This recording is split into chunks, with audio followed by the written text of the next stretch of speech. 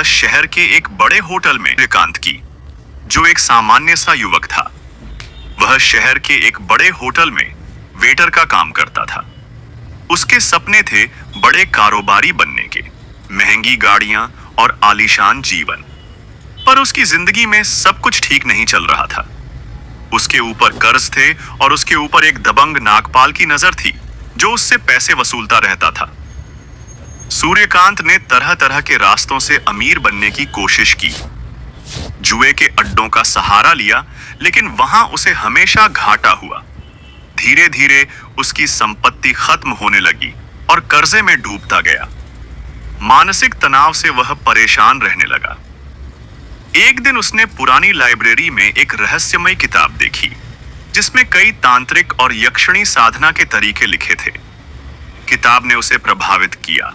उसने तय किया कि वह यक्षिणी की साधना करेगा, जो एक शक्तिशाली तांत्रिक आत्मा थी और अपनी इच्छाएं पूरी करती थी।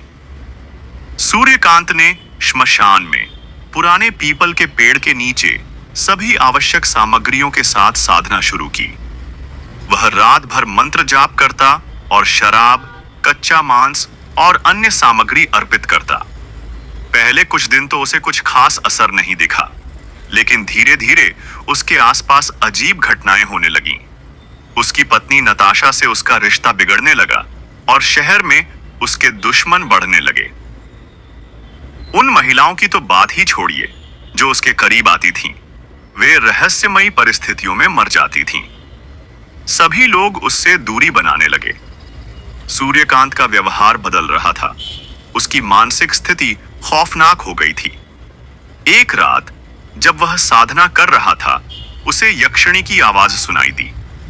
वह उससे कहती कि वह उसकी पत्नी की तरह रहेगी, पर इसके लिए उसे लगातार कच्चा मांस और शराब देना होगा। अगर वह किसी और महिला को करीब आने देगा तो उसे मार डालेगी। इसके बाद से सूर्यकांत का जीवन एक दुःस्वप्न बन गया। यक्षिणी की उपस्थिति हर वक्त महसूस होने लगी। उसकी आंखों के सामने भयानक दृश्य आते, आवाजें आती और वह खुद को अकेला और भयभीत महसूस करता। आखिरकार उसे एहसास हुआ कि उसने जो साधना किया था वह उसके लिए अभिशाप बन गया है। वह मुक्ति की तलाश में कई योगियों, तांत्रिकों और बाबाओं के पास गया, लेकिन कोई भी उसे सही मदद नहीं दे पाया। कई बार उसका शरीर कमजोर पड़ गया, वह बीमार होने लगा और उसका मानसिक संतुलन टूटता गया। उसके जीवन में काला साया छा गया था। फिर एक दिन उसे एक जाने माने बाबा के बारे में पता चला, जो यक्षिणी साधना से मुक्ति दिला सकते थे। वह बाबा केवल अमावस्या की रात को दिखते थे। सूर्यकांत ने हिम्मत जुटाकर अमावस्या की रात को बाबा से मिलने का निर्णय लिया। अंधेरी रात में जंगल के बीचों बीच वह बाबा से मिला। बाबा ने उसकी कहानी सुनी और उसे चेतावनी दी कि यह साधना जोखिम भरी है। उसने सूर्यकांत को कई कठोर उपाय बताए ताकि यक्षिणी से छुटकारा मिल सके। सूर्यकांत ने बाबा के बताए अनुसार तपस्या और पूजा शुरू की। कई कठिनाइयों और भयावह घटनाओं के बाद उसे आखिरकार यक्षिणी की ताकत कमजोर होती दिखी। वह धीरे धीरे अपनी शक्ति खोने लगी। अंत में यक्षिणी ने सूर्यकांत को छोड़ दिया और वह मुक्त हो गया। सूर्यकांत ने ठाना कि अब वह कभी भी बिना ज्ञान और गुरु के ऐसे तंत्र मंत्र में नहीं उतरेगा।